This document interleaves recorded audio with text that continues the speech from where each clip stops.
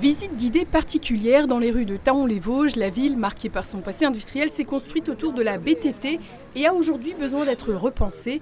Et l'opération de revitalisation de territoire signée à cette occasion, la 8e dans le département, va dans ce sens, refaire de Thaon une commune productive, attractive et durable. Revitaliser, c'est comme ici, du bâti qui était très dégradé, on y refait des logements. C'est aussi sur le projet du maire ici, avoir des sujets environnementaux, des sujets de politique publique, et c'est vraiment redonner cœur à l'attractivité. La lutte contre la vacance des logements, c'est la priorité absolue. La reconquête des bâtis extrêmement dégradés également.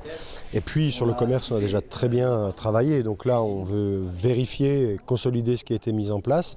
Pour finir, c'est la requalification des espaces publics. Cet espace, par exemple, qui est la COP, on souhaite enlever une bonne partie d'enrobés, travailler à la végétalisation, planter des arbres, relier cela au centre-ville. Le tout en rouvrant la ville vers le canal des Vosges. Des aménagements essentiels pour relancer la démographie. La commune qui contestait les recensements précédents aurait gagné plus de 400 habitants sur les 5 dernières années selon les chiffres 2025.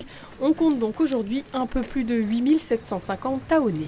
L'idée, c'est de faire les villes et les villages les plus qualitatifs possibles. C'est vrai que les perspectives de l'INSEE d'un point de vue population démographique ne sont pas extraordinaires. Paradoxalement, on se rend compte que d'un point de vue économique, on est très attractif. Il faut être, pour ça, avoir un territoire qui soit beau et de grande qualité. Et surtout, il fait très bon vivre.